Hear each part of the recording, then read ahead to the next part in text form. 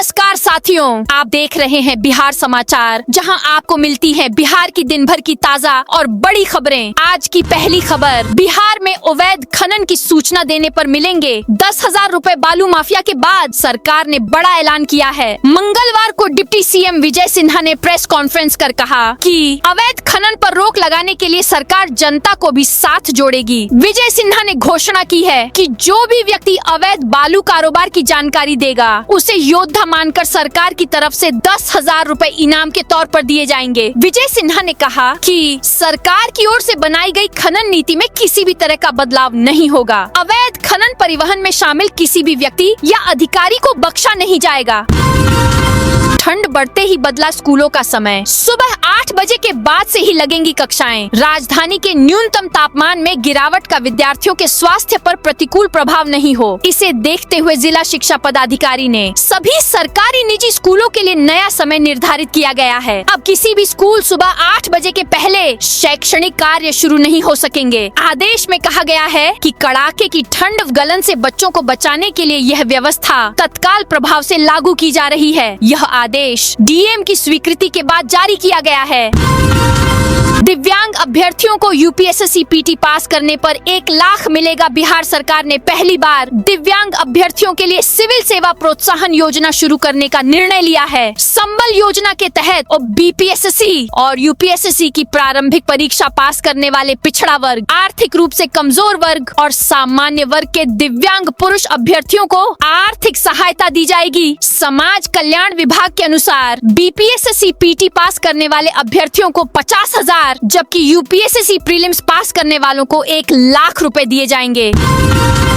सरकारी विद्यालयों में डीएम थानेदार के नंबर लिखवाना अनिवार्य। शिक्षा विभाग ने नालंदा समेत प्रदेश के सरकारी विद्यालयों में पारदर्शिता और जवाबदेही सुनिश्चित करने के लिए एक महत्वपूर्ण कदम उठाया है। अब सभी सरकारी स्कूलों में जिलाधिकारी, जिला शिक्षा पदाधिकारी, प्रखंड शिक्षा पदाधिकारी, स्थानीय थानेदार, फायर ब्रिगेड और एम्बुलेंस सेवा के मोबाइल नंबर पेंटिंग के माध्यम से दीवारों पर प्रदर्शित करना अनिवार्य कर दिया गया है। गृह मंत्री सम्राट चौधरी का बड़ा ऐलान। ह्योयू की परीक्षा शाखा के प्रभारी होंगे। एसपी पुलिस मुख्यालय के विभिन्न शाखाओं की समीक्षा के दौरान गृह मंत्री व उप मुख्यमंत्री सम्राट चौधरी ने प्रश्न पत्र लीक की घटनाओं और अब तक की कार्रवाई की भी वरीय अधिकारियों से जानकारी ली। उप मुख्यमंत्री ने प्रश्न पत्र लीक मामले में शामिल संगठित गिरोहों, शामिल पदाधिकारियों, कर्मियों और उनके सहयोगी तंत्र को पूरी तरह समाप्त करने निर्देश दिया। परीक्षा माफियाओं के खिलाफ कार्रवाई करने के लिए पूर्व से ही परीक्षा शाखा गठित है। उप मुख्यमंत्री की समीक्षा के बाद निर्णय लिया गया कि परीक्षा शाखा के प्रभारी अब एसपी होंगे, वहीं डीएसपी इसका सुपरविजन करेंगे। मनेर में पंचायत प्रतिनिधियों की बैठक में हंगामा। मनेर प्रखंड मुख्यालय स्थित सभागार में सोमवार को आयोजित पंचायत प्रतिनिधियों की बैठक में जन्म एवं मृत्यु प्रमाण पत्र निर्गत करने में हो रही लापरवाही और किसानों को मिलने वाली सुविधाओं में बाधा मुख्य मुद्दे के रूप में छाए रहे। प्रतिनिधियों ने अधिकारियों व कर्मचारियों पर महीनों तक प्रमाण पत्र लंबित रखने का गंभीर आरोप लगाया। बिहार में युवाओं को नौकरी देने की तैयारी तेज। नीतीश कैबिनेट की आज बैठक। बिहार में एनडीए सरकार के गठन के बाद प्रशासनिक गतिविधियां तेज हो गई हैं। विकास योजनाओं में रफ्तार लाने और युवाओं से किए गए वादों को धरातल पर उतारने के उद्देश्य से मुख्यमंत्री नीतीश कुमार आज शाम 3:30 पर मुख्य सचिवालय के कैबिनेट कक्ष में एक महत्वपूर्ण बैठक की अध्यक्षता करेंगे। यह बैठक कई मायनों में रणनीतिक और भविष्य की दिशा तय करने वाली मानी जा रही है। देश की पहली स्लीपर वंदे भारत बिहार से चलेगी। तेजस्वी रफ्तार, राजधानी सा आराम और वंदे भारत जैसी टेक्नोलॉजी। इसी महीने से पटना नई दिल्ली के बीच वह ट्रेन चलने जा रही है जिसका लोग लंबे समय से इंतजार कर रहे हैं। ये है Vande Bharat sleeper train. Train 160 kilometre प्रति घंटे की रफ्तार से दौड़ रही हो तब भी कप में रखी चाय नहीं छलकेगी। यात्रियों को लग्जरी होटल सा आराम मिलेगा। नहाने के लिए गर्म पानी और टच फ्री टॉयलेट जैसी कई खास सुविधाएं होंगी। मुंगेर में नकली सिगरेट फैक्ट्री फैक्ट्री का भंडाफोड़, 50 लाख के सिगरेट मशीन जब्त। मुंगेर शहर के बीच 5 वर्षों से अधिक समय से एक नकली सिगरेट फैक्ट्री का संचालन हो रहा था। पुलिस और आईटीसी कंपनी की संयुक्त छापेमारी में इस फैक्ट्री का भंडाफोड़ किया गया, जहां से 50 लाख रुपए से अधिक के नकली सिगरेट और मशीनें जब्त की गयी। यह फैक्ट्री गोल्ड फ्लैग, कैपिस्टन और विल्स जैसी बड़ी कंपनियों के नाम पर नकली सिगरेट बना रही थी। सिगरेट बनाने के बाद उनकी हूबहू पैकिंग की जाती थी और फिर ट्रेन सहित अन्य माध्यमों से बिहार और उत्तर प्रदेश के कई शहरों और ग्रामीण इलाकों 2030 तक में इनकी धड़ल्ले से सप्लाई की जाती थी।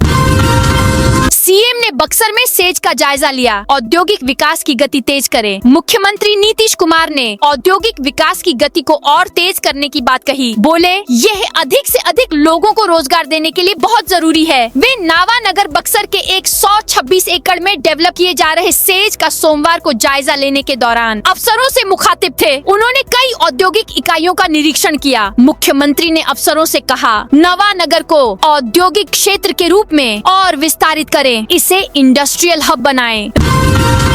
राज्य का पहला ट्रैफिक ट्रेनिंग इंस्टीट्यूट पटना में खुलेगा। बिहार का पहला ट्रैफिक ट्रेनिंग इंस्टीट्यूट पटना में खुलेगा। यह मुंबई और दिल्ली की तर्ज पर होगा। यहाँ सिपाही से लेकर अफसरों तक को यातायात संबंधी ट्रेनिंग दी जाएगी। उप मुख्यमंत्री सह गृह मंत्री सम्राट चौधरी ने पुलिस मुख्यालय में सोमवार को इसकी घोषणा की। इसके पहले उन्होंने डीजीपी, एडीजी ट्रैफिक सहित अन्य आला अधिकारियों के साथ बैठक की। कहा कि यातायात प्रबंधन में दक्षता लाने के लिए ट्रेनिंग जरूरी है। उन्होंने ट्रैफिक पुलिस बल बढ़ाने की भी बात कही।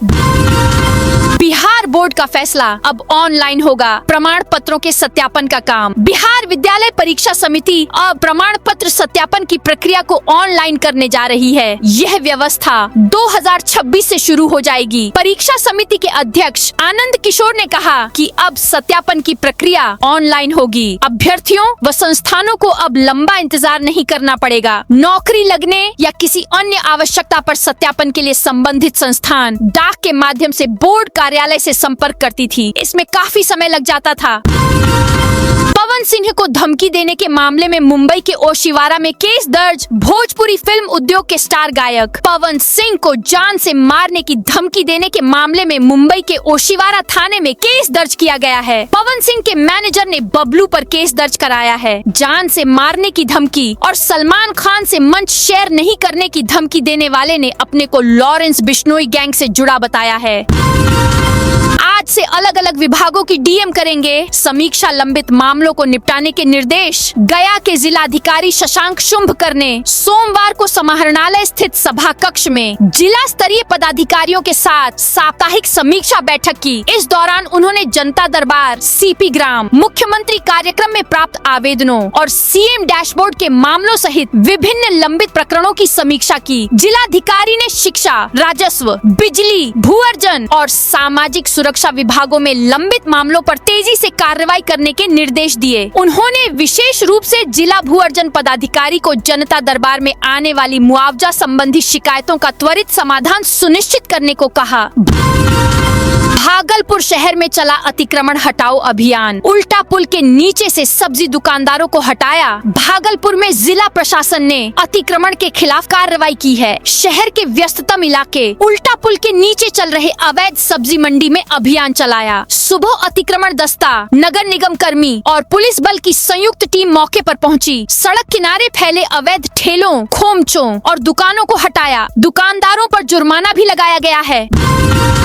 भागलपुर में हेम पार्टी के नेता की मिली लाश। भागलपुर के बरारी थाना क्षेत्र में हम हिंदुस्तानी आवाम मोर्चा पार्टी के महादलित प्रकोष्ठ के जिलाध्यक्ष लक्ष्मीकांत मांझी का शव मिला है। उनका शव मुसहरी घाट स्थित एक खाई से मंगलवार सुबह बरामद किया गया। स्थानीय लोगों की सूचना पर बरारी थाना पुलिस मौके पर पहुंची और शव को कब्जे में लेकर पोस्टमार्टम के लिए भेजा। पुलिस ने मामले की जाँच शुरू कर दी है। महिलाओं को स्वरोजगार दिलाने की गति तेज होगी। महिलाओं को स्वरोजगार दिलाने की दिशा में कार्यवाही तेज होगी। महिलाओं और बच्चों के उत्थान के लिए चलाई जा रही परियोजनाओं में गतिविधि और बढ़ेगी। यह निर्णय सोमवार को महिला इमदाद कमेटी की सामान्य निकाय की बैठक में लिया गया। साथ ही कई अन्य महत्वपूर्ण निर्णय भी लिए गए। बिहार लोक भवन में आयोजित बैठक की अध्यक्षता लेडी गवर्नर रेशमा आरिफ ने की। लेडी गवर्नर ने निर्देश दिया कि महिलाओं और बच्चों के लिए उत्थान के लिए परियोजनाओं को को गति देने के लिए समन्वय स्थापित करें। पटना दरभंगा से आनंद विहार के लिए 16 तक चलेंगी स्पेशल ट्रेनें। इंडिगो संकट के कारण दिल्ली जाने वाली सभी ट्रेनों में भीड़ बढ़ गई है। इसको देखते हुए पूर्व मध्य रेल ने पटना और दरभंगा से आनंद विहार के लिए 2-2 स्पेशल ट्रेनें 16 दिसंबर तक चलाने का निर्णय लिया है। पटना आनंद विहार स्पेशल ट्रेन पटना से 9, 11 और 13 दिसंबर को रात 8:30 खुलेगी। बिहार में पछुआ हवा ने बढ़ाई कंपकंपी, 7 डिग्री पहुंचा पारा। बिहार में पछुआ हवा कनकनी बढ़ा रही है। बीते 24 घंटे में 2 से 3 डिग्री तक न्यूनतम तापमान गिरावट दर्ज हुई है। आने वाले दिनों में भी रात और दिन का तापमान लगातार गिरेगा। मंगलवार की सुबह कई जिलों में घना कोहरा छाया रहा। समस्तीपुर में विजिबिलिटी 100 मीटर तक पहुँच गया। सीतामढ़ी, खगड़िया समेत कई जिले कोहरे की चादर में लिपटे हैं। कोहरे के कारण 8 ट्रेनें लेट हैं।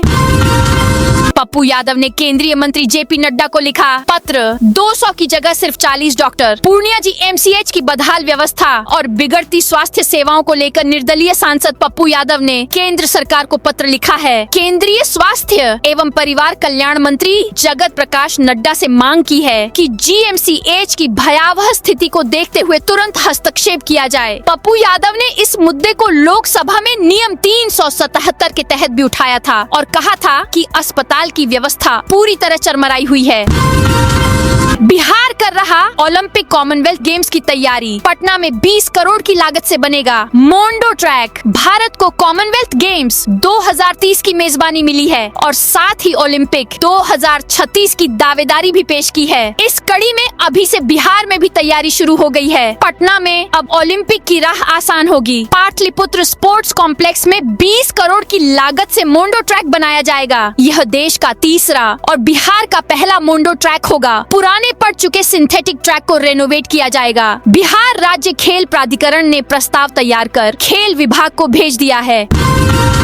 भागलपुर को मिली विकास की ट्रिपल सौगात। भागलपुर जिले के लिए विकास की दृष्टि से एक ऐतिहासिक दौर की शुरुआत होने जा रही है। बड़े पावर प्रोजेक्ट के बाद अब करीब 10,000 करोड़ रुपए की कई महत्वाकांक्षी परियोजनाओं पर काम शुरू होने वाला है। मुंगेर से भागलपुर तक मरीन ड्राइव, सुल्तानगंज में ग्रीनफील्ड एयरपोर्ट और हल्दिया से बनारस तक इनलैंड वाटर जैसी योजनाएं शामिल हैं। बीजेपी सांसद का संसद में राहुल गांधी पर तंज। बिहार के सारे कांग्रेस विधायक एक बोलेरो में आ जाएंगे। बिहार के पश्चिम चंपारण से भारतीय जनता पार्टी बीजेपी के सांसद संजय जायसवाल ने लोकसभा में विपक्ष पार्टी कांग्रेस पर तंज कसा है। उन्होंने कहा कि लोकसभा में नेता प्रतिपक्ष राहुल गांधी अगली बार बिहार घूमने जाएंगे तो बिहार में कांग्रेस के सभी विधायक एक बोलेरो गाड़ी में ही आ जाएंगे। उन्हें ज्यादा गाड़ी की जरूरत नहीं पड़ेगी। जायसवाल ने कहा कि कांग्रेस की बिहार में यही हैसियत रह गई है।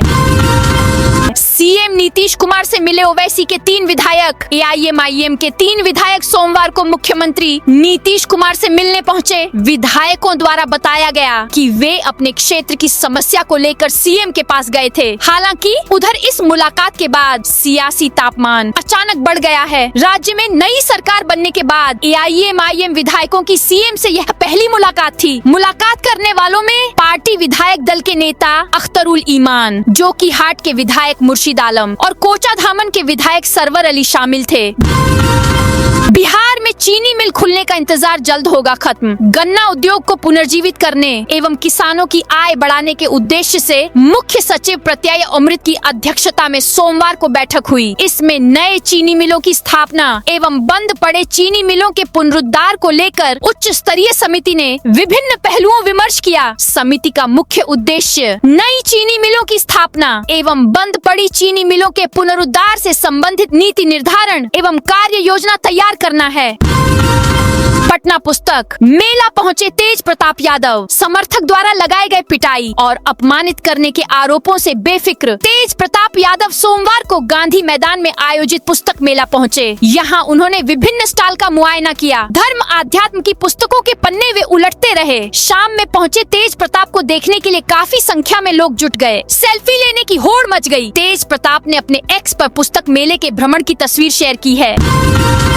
किशनगंज में स्कूल शौचालय सफाई में करोड़ों का घोटाला। किशनगंज जिले के सरकारी स्कूलों में शौचालय सफाई कार्य में करोड़ों रुपए का घोटाला सामने आया है। स्वच्छ भारत मिशन के तहत शौचालय रखरखाव और सफाई के लिए नियुक्त गैर सरकारी संगठनों एनजीओ पर करोड़ों रुपए के गबन का आरोप है। इस मामले का खुलासा ठाकुरगंज के जदयू विधायक गोपाल कुमार अग्रवाल ने किया है। जमुई में ईएसपी विश्वजीत दयाल का यातायात जांच अभियान, दर्जन वाहन चालकों से वसूला जुर्माना। जमुई में यातायात नियमों के प्रति जागरूकता और सड़क सुरक्षा को मजबूत करने के लिए पुलिस अधीक्षक ईएसपी विश्वजीत दयाल सोमवार शाम को स्वयं सड़क पर उतरे। उन्होंने शहर के विभिन्न व्यस्त चौकों पर यातायात जांच अभियान में हिस्सा लिया और नियम तोड़ने वाले दर्जन भर वाहन चालकों पर कार्रवाई करते हुए जुर्माना भी वसूला। बांका में डाक पार्सल वैन से 2332 लीटर शराब जब्त, 2 तस्कर गिरफ्तार। बांका के चांदन थाना क्षेत्र में सोमवार देर शाम पुलिस ने वाहन जांच अभियान के दौरान डाक पार्सल वैन की आड़ में हो रही शराब तस्करी का भंडाफोड़ किया। चांदन देवघर मुख्य सड़क मार्ग पर बेहंगा पुल के पास एक वैन से भारी मात्रा में अंग्रेजी शराब जब्त की गई। पुलिस ने मौके से 2 तस्करों को गिरफ्तार भी किया। इस वैन पर बेटी बचाओ बेटी पढ़ाओ का नारा लिखा हुआ था। कैमूर में 95 किसान पराली जलाते चिन्हित, कृषि विभाग ने निबंधन लॉक करने की प्रक्रिया शुरू की। कैमूर में धान की कटाई के बाद खेतों में पराली जलाने के मामलों पर जिला प्रशासन ने कड़ा रुख अपनाया है। कृषि विभाग ने सघन जांच अभियान चलाकर 95 किसानों को पराली जलाते हुए चिन्हित किया है। इन किसानों का निबंधन लॉक करने की प्रक्रिया शुरू कर दी गई है, जिसके बाद उन्हें अगले 3 साल तक किसी भी सरकारी योजना का लाभ नहीं मिलेगा। समस्तीपुर में अतिक्रमण के खिलाफ माले का प्रदर्शन। समस्तीपुर जिले के ताजपुर में भाकपा माले और व्यवसायी संघ 10 दिसंबर को नगर परिषद कार्यालय पर 1 दिवसीय धरना प्रदर्शन करेंगे। यह प्रदर्शन अतिक्रमण हटाओ अभियान के खिलाफ आयोजित किया जा रहा है। आरोप है कि सिर्फ फुटपाथी दुकानदारों और झुग्गी झोपड़ी वालों को निशाना बनाया जा रहा है, जबकि रसूखदार लोगों के मकान दुकानों पर कोई कार्रवाई नहीं की जा रही है। 6 महीने से फरार वांटेड शराब माफिया थाने में गिरफ्तार। वैशाली के बेलसर थाना परिसर में 6 महीने से फरार एक वांटेड शराब माफिया मुन्ना सहनी को गिरफ्तार किया गया है। वह कल देर शाम एक मारपीट के आरोपी की पैरवी करने थाने पहुंचा था। शराब के नशे में धुत मुन्ना सहनी थाने में अपनी दबंगई दिखा रहा था और अपने मित्र को छुड़ाने का प्रयास कर रहा था। उसने कई बार थाना परिसर से भागने की कोशिश भी की। इसी दौरान बेलसर थाना अध्यक्ष प्रवीण कुमार गश्त से वापस थाना लौटे। उन्होंने मुन्ना सहनी को देखते ही पहचान लिया, जिसकी तलाश पुलिस पिछले 6 महीने से कर रही थी। थाना अध्यक्ष ने तुरंत उसे दबोच लिया और हाजत में बंद कर दिया। पटना के बिहटा में चला अतिक्रमण पर बुलडोजर, लोगों ने की वेडिंग जोन बनाने की मांग। बिहार में नई सरकार के गठन के बाद से अवैध कब्जे और निर्माण के खिलाफ लगातार कार्रवाई जारी है। इसी क्रम में पटना के बिहटा में भी अतिक्रमण हटाओ अभियान चलाया गया। पटना जिलाधिकारी के आदेश पर दानापुर की एसडीएम दिव्या शक्ति के नेतृत्व में यह कार्रवाई शुरू की गई। अभियान के तहत सड़क के दोनों ओर किए गए अवैध अतिक्रमण को बुलडोजर से ध्वस्त किया गया। बिहटा नगर परिषद क्षेत्र में बिहटा चौक से लेकर बिहटा डोमनिया पुल बाजार तक सड़क के दोनों किनारों पर हुए अवैध कब्जों को हटाया गया। इस दौरान स्थानीय अंचल अधिकारी राकेश कुमार सिंह और पुलिस टीम मौके पर मौजूद रही। समस्तीपुर से गुजरने वाली जयनगर उधना स्पेशल 8 घंटा लेट। बिहार में पछुआ हवा से कनकनी बढ़ गई है। 24 घंटे में 2 से 3 डिग्री तक न्यूनतम तापमान गिरावट दर्ज की गई है। मंगलवार की सुबह कई जिलों में घना कोहरा छाया रहा। समस्तीपुर में विजिबिलिटी 100 मीटर तक पहुंच गया है। कोहरे के चलते ट्रेन के रफ्तार पर ब्रेक लग गई है। कई ट्रेन लेट से चल रही है। सड़क हादसे कम करने के लिए बिहार सरकार ने बनाया मेगा प्लान। सड़क हादसों को नियंत्रित करने के लिए राज्य सरकार के प्रयासों के बेहतर नतीजे दिखने लगे हैं। पिछले 3 साल में राज्य भर में 285 खतरनाक ब्लैक स्पॉट चिन्हित किए गए, जिनमें 227 जगहों को पूरी तरह ठीक कर दिया गया है। परिवहन विभाग के मुताबिक पथ निर्माण विभाग ने वर्ष 2022 में 96 में से 93, वर्ष 2023 में 96 में से 92 और वर्ष 2024 में 93 में से 42 ब्लैक स्पॉट को ठीक किया है। बाकी 58 स्पॉट को भी इस साल के अंत तक दुरुस्त कर लिया जाएगा। तो दोस्तों, ये थी आज बिहार की दिन भर की ताजा और बड़ी खबरें। अब कल मिलते हैं नई खबरों के साथ।